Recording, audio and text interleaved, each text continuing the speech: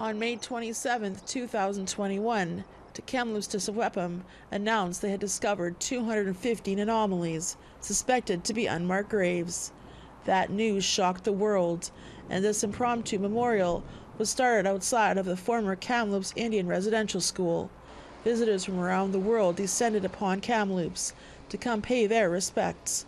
Many of them also residential school survivors, who had their own horrific tales of how they barely survived. In June of 2021, we met up with the late Stanley Paul Sr. In 1957, he was forced to attend the residential school in Kamloops.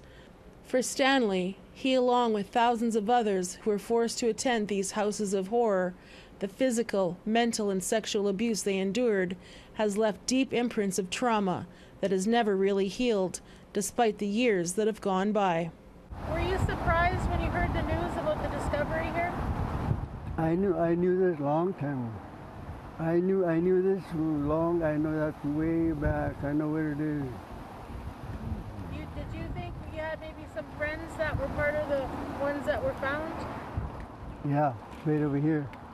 By the school over here, there's a couple of girls over here. I know, and I knew them.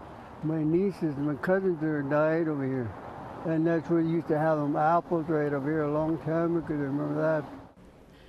Grand Chief Stuart Phillips says what happened in Kamloops inspired other nations from across Canada to start their own searches. We went from the discovery of 215 unmarked graves at the former Kamloops Indian Residential School site to thousands of unmarked graves right across the country. And that continues. At this point in time, more and more First Nations are organizing themselves to investigate the sites where there are residential schools in their territories. And for Kamloops it's been 3 years since the discovery, and they released this statement. While the number 215 has become a symbol of the children lost at the Kamloops Indian Residential School, it's important to recognize that it represents far more than a numerical figure. It stands for the countless spirits of children who never had the chance to return home from residential schools from all across Canada. Grand Chief says there is much more work to be done.